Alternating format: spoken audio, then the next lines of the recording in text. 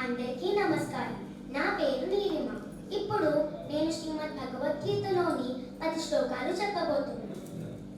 యస్య సర్వే సమారంభాః కామ సంకల్పమర్చితాః జ్ఞానాగ్నిదగ్ధ కర్మాణం తమాహుః పండితం బుధాః యదృచ్ఛాలాభ సంతుష్టో ద్వంద్వాతీతో విమత్సరః సమసిద్ధావసిద్ధౌ చ కృత్వాపి న నిబధ్యతే నహి జ్ఞానేన సదృశం పవిత్రమిహ విద్యతే తత్స్వయం యోగ సంసిద్ధః కాలేనాత్మని విందతే శ్రద్ధావాన్ లభతే జ్ఞానం తత్పరః సంయతేంద్రియః జ్ఞానం లబ్ధ్వా పరాం శాంతిం అచిరేణాధిగచ్చతి అజ్ఞశ్చ శ్రద్ధధానశ్చ సంశయాత్మా వినశ్యతి నాయం లోకోస్తి న పరో న సుఖం సంశయాత్మనః యోగయుక్తో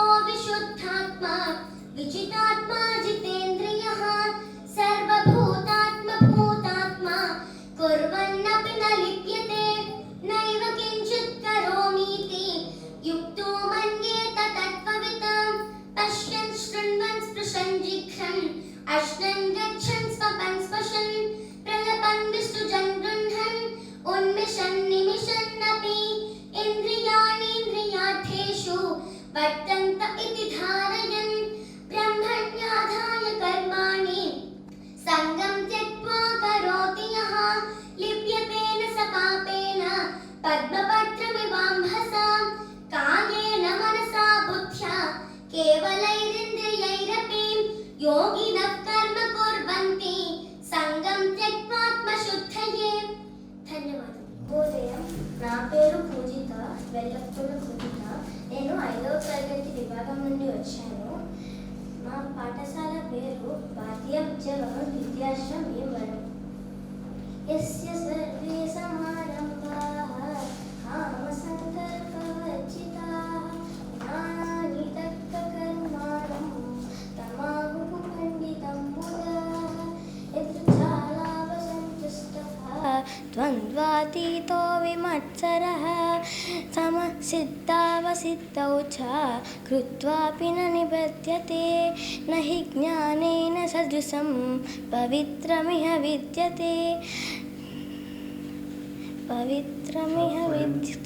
తత్స్వయం యోగ సంసిద్ధః కాలేనాత్మని విందతి శ్రద్ధావాన్ లభతే జ్ఞానం పవిత్రమిహ తత్పరః సంయతేంద్రియః జ్ఞానం లబ్ధ్వా పరాం శాంతిం అచిరేణాధిగచ్చతి అజ్ఞశ్చ శ్రద్ధధానశ్చ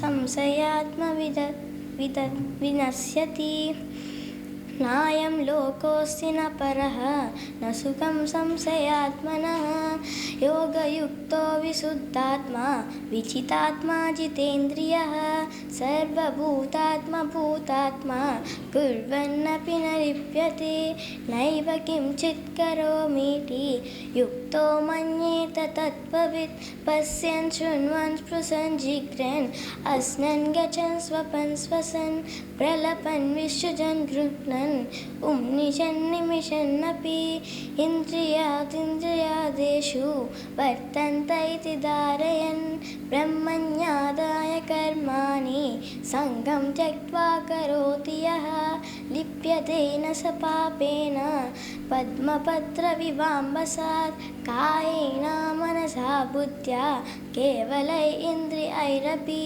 యోగినః కర్మ కుర్వంతి సంగం త్యక్త్వాత్మశుద్ధయే. ధన్యవాదములు. అందరికీ నమస్కారం. నా పేరు జోసిత. నేను పిపిటి చదువుతున్నా. ఓం శ్రీకృష్ణ పరబ్రహ్మణే నమః. శ్రీమద్ భగవద్గీత.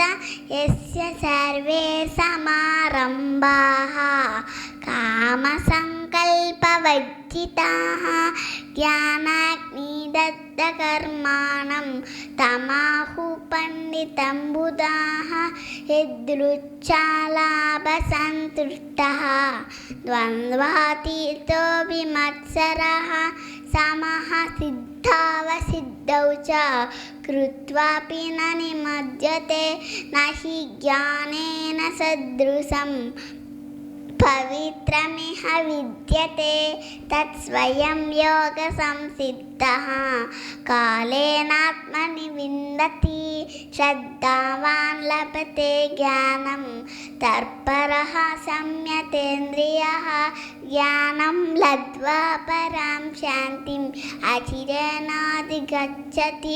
अग्नश्च श्रद्धदानश्च संशयात्मा विनश्यति नायं योगोऽस्ति न परो न सुखं संशयात्मनः योगयुक्तो विशुद्धात्मा विजितात्मा जितेन्द्रियः सर्वभूतात्मा भूतात्मा कुर्वन्नपि न लिप्यते नैव किञ्चित् करोमीति युक्तो मन्येत तत्त्ववित् पश्यन् शृण्वन् स्पृशन् जिघ्रन् हसन् गच्छन् स्वपन् श्वसन् पलपन् विसृजन् गुहुनन् उन्मिषन् निमिषन्नपि इन्द्रियाणीन्द्रियार्थेषु वर्तन्ते इति धारयन् ब्रह्मण्यादाय कर्माणि सङ्गं त्यक्त्वा करोति यः लिप्यते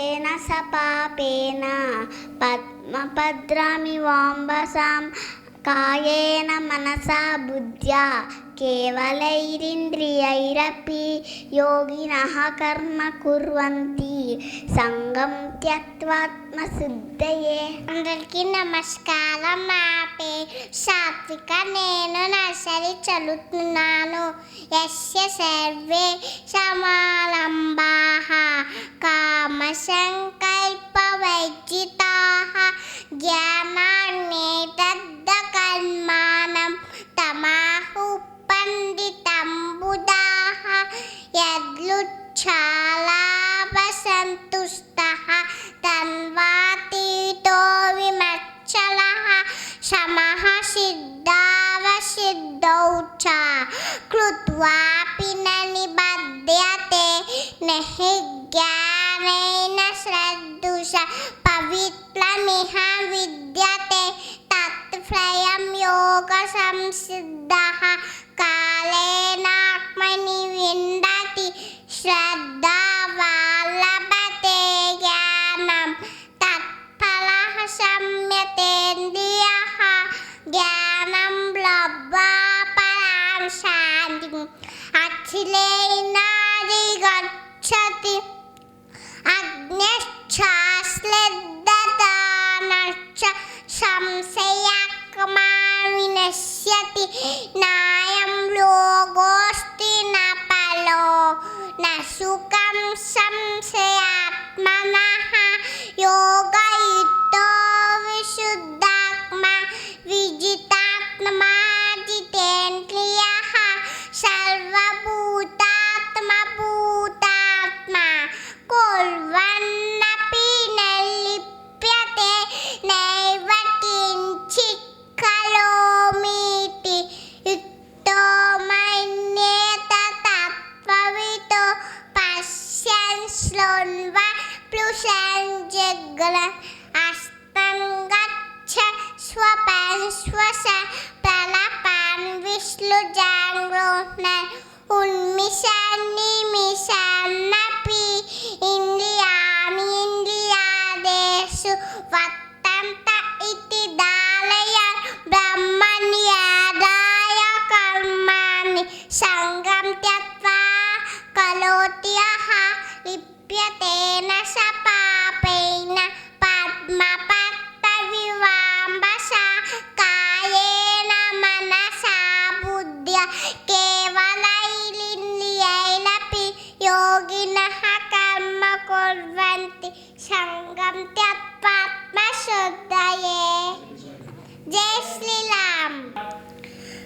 అందరికీ నమస్కారం. నా పేరు అనగా. నేను యూరో కిడ్స్లో ఎల్కేజీ చదువుతున్నాను. మా గురుగారి పేరు స్వాతి. ధ్యాన శ్లోకాలు చెప్తున్నా. ఓం గురవే సర్వలోకానాం విషజే భవరోగిణాం నిధయే సర్వ విద్యానాం దక్షిణామూర్తయే నమః. ఓం నమః ప్రణవార్థాయ శుద్ధదానైకమూర్తయే నిర్మలాయ ప్రశాంతాయ దక్షిణామూర్తయే నమః. భగవద్గీత శ్లోకాలు చెప్తున్నా. యస్య సర్వే సమారంభాః కామసంకల్పవర్జితాః ధ్యానాగ్నిదగ్ధకర్మాణం తమాహు పండితం పుదాః యదృచ్ఛాలాభసంతుష్టః వంవాతీతో విమత్సరః సమః సిద్ధావసిద్ధౌ చ కృత్వాపి న నిబధ్యతే నహి ధ్యానేన సదృశం పవిత్రమిహ విద్యతే తత్స్వయం యోగ సంసిద్ధః కాలేనాత్మని విందతి శ్రద్ధావాన్ లభతే జ్ఞానం తత్పరః సంయతేంద్రియః ధ్యానం లబ్ధ్వా పరాం శాంతిం అచిరేనాధిగచ్చతి అన్యశ్చాశ్రద్ధదానస్య సంశయాత్మా వినశ్యతి నాయం లోకోస్తి న పరో న సుఖం సంశయాత్మనః యోగయుక్తో విశుద్ధాత్మా విజితాత్మా జితేంద్రియః సర్వభూతాత్మభూతాత్మా కుర్వన్నపి న లిప్యతే నైవ కించిత్ కరోమీతి యుక్తో మన్యేత తత్వవిత్ పశ్యన్ శృణ్వన్ సంజిఘ్రన్ అస్వన్ గచ్చన్ స్వపన్ శ్వసన్ ప్రలాపన్ విసృజన్ గృహ్ణన్ ఉన్విషన్ నిమిషన్నపి ఇంద్రియాదింద్రియార్థేషు వర్తంతే హితి ధారయన్ బ్రహ్మణ్యాదాయ కర్మాణి సంగం త్యక్త్వా కరోతి యః లిప్యతే న స పాపేన పద్మపత్ర వివాంబసా కాయేన మనసా బుద్ధ్యా కేవలైరింద్రియైరపి యోగినః కర్మ కుర్వంతి సంగం త్యక్త్వాత్మశుద్ధయే. నా పేరు నివేదిత వాసవి. ఓం యస్య సర్వే సమారంభాః కామసంకల్పవర్జితాః జ్ఞానాగ్నిదగ్ధకర్మాణం తమాహుః పండితం బుధాః. ఓం యదృచ్ఛలాభసంతుష్టః ద్వంద్వాతీతో విమత్సరః సమః సిద్ధావసిద్ధౌ చ కృత్వాపి న నిబధ్యతే. ఓం నహి జ్ఞానేన సదృశం పవిత్రమిహ విద్యతే జ్ఞానం తత్స్వయం యోగ సంసిద్ధః కాలేనాత్మని విందతి. ఓం శ్రద్ధావాన్ లభతే జ్ఞానం తత్పరః సంయతేంద్రియః జ్ఞానం లబ్ధ్వా పరం శాంతిం అచిరేనాధిగచ్చతి. ఓం అగ్నశ్చ శ్రద్ధదానశ్చ సంశయాత్మా వినశ్యతి నాయం లోకోస్తి న పరో न सुखं संशयात्मनः ॐ योगयुक्तो विशुद्धात्मा विजितात्मा जितेन्द्रियः सर्वभूतात्मा भूतात्मा कुर्वन्नपि न लिप्यते ॐ नैव किञ्चित् करोमीति युक्तो मन्येत तत्त्ववित् पश्यन् शृण्वन् स्पृशन् जिघ्नन् अश्नन् गच्छन् स्वपन् स्वशन् ॐ प्रलवन् विसृजन् गृह्णन् उन्मिषन् निमिषन्नपि इन्द्रियाणीन्द्रियादेषु वर्तन्त इति धारयन् ॐ ब्रह्मण्यादाय कर्माणि सङ्गं त्यक्त्वा करोति यः लिप्यते न स पापेन पद्मपत्रामिवाम्बसा ॐ कायेन मनसा बुद्ध्या केवलैरिन्द्रियैरपि योगिनः कर्म कुर्वन्ति सङ्गं त्यक्त्वात्मशुद्धये हरिः ओम् विघ्नस्मत् यस्य सर्वे समारम्भाः कामसङ्कल्पवर्जिताः ज्ञानाद्धिदग्धकर्मारम् तमाहुः पण्डितम्बुराः यदृच्छालाभसन्तुष्टः द्वन्द्वातीतो विमत्सरः समसिद्धावसिद्धौ च कृत्पापि ललिभज्यते न हि ज्ञानेन सदृशम् पवित्रमिह विद्यते तत्स्वयं योगसंसिद्धः कालेन परिविन्दति श्रद्धावान् लभते ज्ञानं तत्परः संयतेन्द्रियः ज्ञानं लब्ध्वा परां शान्तिं न चिरेणाधिगच्छति अज्ञश्च श्रद्धादानश्च संशयात्मा विनश्यति नायं लोकोऽस्ति न परो न सुखं संशयात्मनः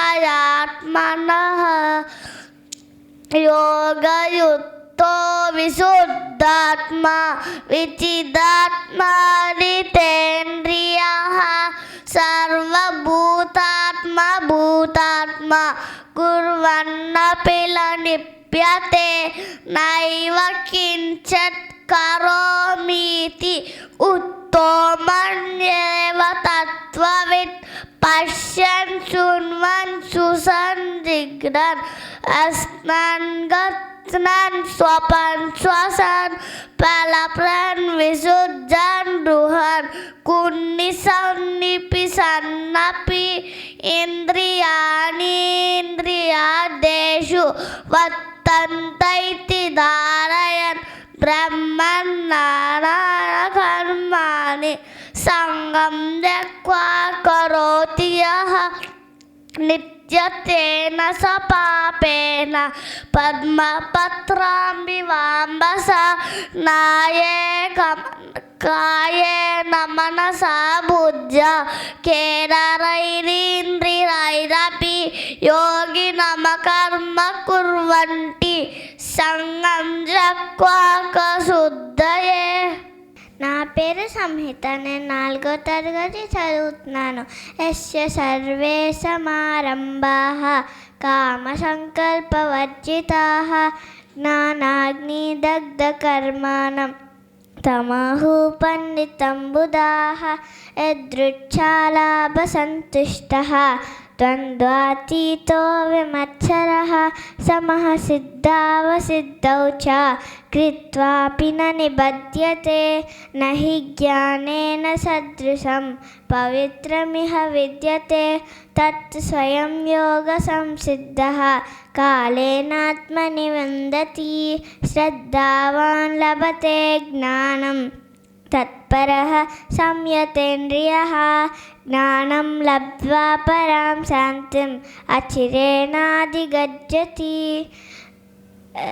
అగ్నిశ్చ శ్రద్ధాదానశ్చ సంశయాత్మా వినశ్యతి नायं लोकोऽस्ति न परो न सुखं संशयात्मनः योगयुक्तो विशुद्धात्मा विजितात्मा जितेन्द्रियः सर्वभूतात्मा भूतात्मा कुर्वन्नपि न लिप्यते नैव किञ्चित् करोमीति युक्तो मन्यते तत्त्ववित् पश्यन् शृण्वन् स्पृशन् जिघ्रन् अश्नन् गच्छन् स्वपन् श्वसन् प्रलपन् विसृजन् गृह्णन् उन्मिषन् निमिषन्नपि इन्द्रियाणीन्द्रियादेषु वर्तन्त इति धारयन् ब्रह्मण्यादाय कर्माणि सङ्गं त्यक्त्वा करोति यः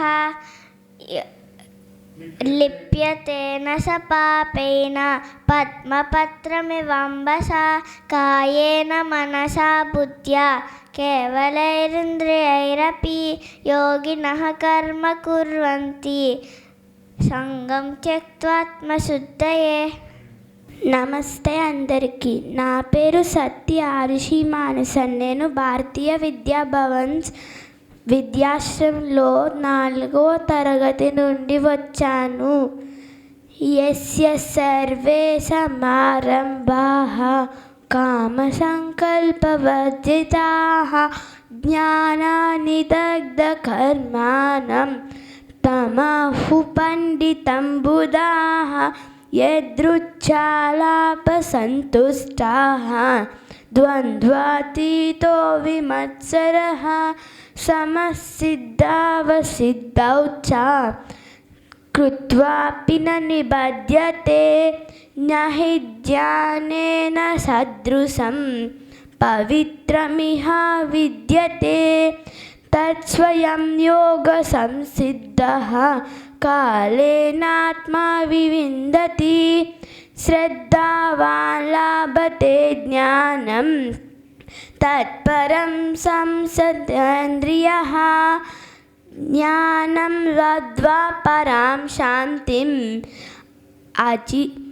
అచిరేణాధిగచ్చతి అజ్ఞశ్చ శ్రద్ధదానశ్చ సంశయాత్మా వినశ్యతి న్యాయం లోకోస్తి న పరో న సుఖం సంసనాత్మనః యోగయుక్తో విశుద్ధాత్మా విజితాత్మా జితేంద్రియః సర్వభూతాత్మ భూతాత్మా కుర్వన్నపి న లిప్యతే నైవ కించిత్ కరోమీతి యుక్తో మన్యేత తత్వవిత్ పశ్యన్ శృణ్వన్ స్పృశన్ జిఘ్రన్ అశ్నన్ గచ్చన్ స్వపన్ శ్వసన్ ప్రలపన్ విసృజన్ గృహ్ణన్ ఉన్నిషన్ నిమిషన్నపి ఇంద్రియాణీంద్రియాదేషు వర్తంత ఇతి అతారయన్ బ్రహ్మన్నాదాయ కర్మాణి సంగం త్యక్త్వా కరోతి యః లిప్యతే న స పాపేన భద్రపత్వవివాంబసాః కాయేన మనసా బుద్ధ్యా కేవలైరింద్రియైరపి యోగినః కర్మ కుర్వంతి సంగం త్యక్త్వా శుద్ధయే. ధన్యవాదములు. సేనయోరుభయోర్मध्ये రథం స్థాపయమేచ్యుత యవదేతన్నిరీక్షేహం యోధు కామానవస్థితాన్ కైర్మయ సహ యోద్ధవ్యం అస్మిన్ రణసముద్యమే యోష్యమానాన నవేక్షేహం ఏత్రేత సమాగతాః ధార్తరాష్ట్రస్య దుర్బుద్ధేః యుద్ధే ప్రియచికిత్సవః. ఏవముక్తో హృషీకేశో గుడకేశేన భారత సేనయోరుభయోర్मध्ये స్థాపయత్వ రథోత్తమం భీష్మద్రోణ ప్రముఖతాః సర్వేషాం చ మహీక్షితాం ఉవాచ పార్థ పశ్యైతాం సమవేతాన్ కురునితి తత్ర పశ్యైత్ స్థితాన్ పార్థః పితృన్నద పితామహాన్ ఆచార్యాన్ మాతులాన్ భ్రాతॄన్ పుత్రాన్ పౌత్రాన్ నా పేరు భరద్వాజ. యస్య సర్వే సమారంభాః కామసంకల్పవర్జితాః జ్ఞానాగ్నిదగ్ధకర్మాణం తమాహు పండితం బుధాః యదృచ్ఛాలాభసంతుష్టः ద్వంద్వాతీతో విమత్సరः సమసిద్ధావసిద్ధౌ చ కృత్వాపి న నిబధ్యతే నహి జ్ఞానేన సదృశం పవిత్రమిహ విద్యతే తత్స్వయం యోగ సంసిద్ధః కాలేనాత్మని విందతి శ్రద్ధావాన్ లభతే జ్ఞానం తత్పరః సంయతేంద్రియః జ్ఞానం లబ్ధ్వా పరాం శాంతిం అచిరేణాధిగచ్చతి అజ్ఞశ్చ శ్రద్ధదానశ్చ సంశయాత్మా వినశ్యతి నాయం లోకోస్తి న పరో న సుఖం సంశయాత్మనః యోగయుక్తో విశుద్ధాత్మా విజితాత్మా జితేంద్రియః సర్వభూతాత్మభూతాత్మా కుర్వన్నపి న లిప్యతే నైవ కించిత్ కరోమీతి యుక్తో మన్యేత తత్వవిత్ పశ్యన్ శృణ్వన్ స్పృశన్ జిఘ్రన్ అశ్నన్ గచ్చన్ స్వపన్ శ్వసన్ ప్రలపన్ విసృజన్ గృహన్ ఉన్మిషన్ నిమిషన్నపి ఇంద్రియాణీంద్రియార్థేషు వర్తంత ఇతి ధారయన్ బ్రహ్మణ్యాదాయ కర్మాణి సంగం త్యక్త్వా కరోతి యః లిప్యతేన స పాపేన పద్మపత్రమివాంబసా కాయేన మనసా బుద్ధ్యా కేవలైరింద్రియైరపి యోగినః కర్మ కుర్వంతి సంగం త్యక్త్వాత్మశుద్ధయే.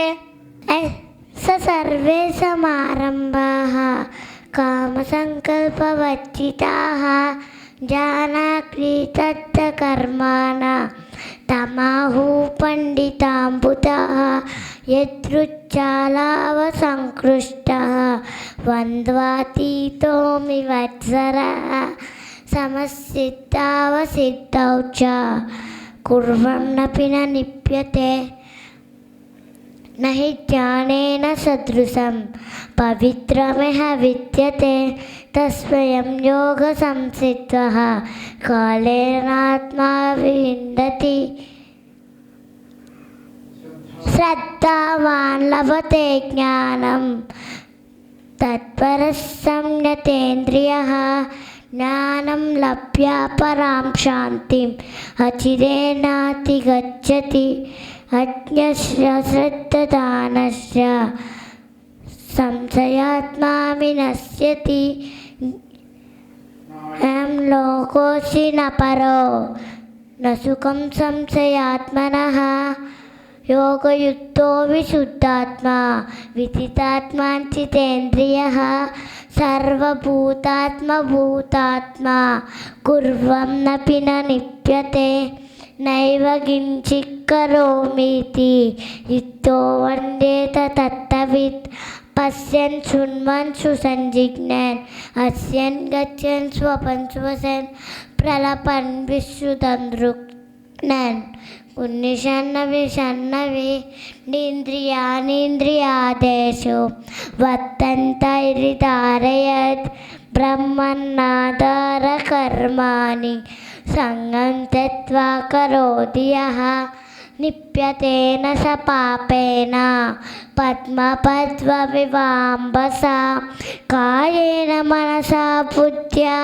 కేవలైంద్రియైరపి యోగినః కర్మ కుర్వంతి సంగం తత్వాత్మశుద్ధయే. ఓం శాంతి శాంతి శాంతి. My name is A. Yogasri Pravalika. Srikrishna పరబ్రహ్మణే నమః. శ్రీమద్భగవద్గీతా అథ పంచమోऽధ్యాయः. కర్మ సన్యాసయోగः. అర్జున ఉవాచ సన్యాసం కర్మణాం కృష్ణ పునర్యోగం చ సంససి యచ్ఛ్రేయం ఏతయోరేగం తన్మే బ్రూహి సునిశ్చితం. శ్రీభగవానువాచ సన్యాసస్తు మహాబాహో దుఃఖమాప్తుమయో గతః. యోగయుక్తో మునిర్బ్రహ్మ న చిరేణాధిగచ్చతి. యస్య నిత్యసన్యాసి యో న ద్వేంచి న కాంచతి. నిర్బంధ్వో హి మహాబాహో దుఃఖమాప్తుమయో గతః. సాంఖ్యయోగో ప్రపద్బాలా ప్రవదంతి న పండితాః. ఏకమప్యాస్థితః సమ్యక్ ఉభయోర్విందతే ఫలం. యక్షాంతే ప్రాప్యతే స్థానం తద్యోగైరపి గమ్యతే. ఏకం సాంఖ్యం చ యోగం చ యఃపశ్యతి స పశ్యతి. సన్యాసస్తు మహాబాహో దుఃఖమాప్తుమయో గతః. యోగయుక్తో మునిర్బ్రహ్మ న చిరేణాధిగచ్చతి. యోగయుక్తో విశుద్ధాత్మా విజితాత్మా జితేంద్రియః. సర్వభూతాత్మభూతాత్మా కుర్వన్నపి న లిప్యతే. నైవ కించిత్ కరోమీతి యుక్తో వన్యేత తత్వవిత్. పశ్యన్ శృణ్వన్ సృజన్ గిగ్గన్ అస్సన్ గచ్చన్ స్వపన్ శ్వసన్ పలపన్ విసృజన్ గృహణన్ ఉన్మిషన్నపి నశన్నపి. ఇంద్రియాణేంద్రియార్థేషు వర్తంత ఇతి ధారయన్. బ్రహ్మన్నాదాయ కర్మాణి సంగం త్యక్త్వాత్మకరోతి యః. లిప్యతేన స పాపేన పద్మపద్మవివాంబసా. కాయేన మనసా బుద్ధ్యా కేవలైరింద్రియైరపి యోగినః కర్మ కుర్వంతి సంగం త్యక్త్వాత్మశుద్ధయే. సర్వకర్మాణి మనసా योगयुक्तो विसिद्धात्मा विजितात्मा जितेन्द्रियः. सर्वभूतात्मा भूतात्मा कुर्वन्नपि न लिप्यते. नैव किञ्चित् करोमीति युक्तो मन्येत तत्त्ववित्. प्लस्वन् शृण्वन् शुषन्दिक्कन् अस्नन् गच्छन् स्वपन् ससन् पलफन् विसृजन् गृह्णन् उन्निमिषन्नपि मिषन्नपि. इन्द्रियाणीन्द्रियार्थेषु वर्तन्तैरिकारयन्. ब्रह्मन्नादाय कर्माणि संगं चत्वा करोति यः. लिप्यतेन सनापेन पद्मपद्मविवाम्बसा. कायेन मनसा बुद्ध्या केवलैरिन्द्रियैरपि योगिनः कर्म कुर्वन्ति संगं चत्वात्मशुद्धये. ఓం శ్రీకృష్ణ పరబ్రహ్మణే నమః. శ్రీమద్భగవద్గీత అస్య సర్వే సమారంభాః కామసంకల్పవర్జితాః. జ్ఞానాగ్నిదగ్ధకర్మాణం తమాహుః పండితం బుధాః. యదృచ్ఛాలాభసంతుష్టः ద్వంద్వాతీతో విమత్సరः. సమసిద్ధావసిద్ధౌ చ కృత్వాపి న నిబధ్యతే. యస్య నహి జ్ఞానేన సదృశం పవిత్రమిహ విద్యతే. తత్స్వయం యోగ సంసిద్ధః కాలేనాత్మని విందతి. శ్రద్ధావాన్ లభతే జ్ఞానం తత్పరః సంయతేంద్రియః. జ్ఞానం లబ్ధ్వా పరాం శాంతిం అచిరేణాధిగచ్చతి. అజ్ఞశ్చాశ్రద్ధదానశ్చ సంశయాత్మా వినశ్యతి. నాయం లోకోస్తి న పరః న సుఖం సంశయాత్మనః.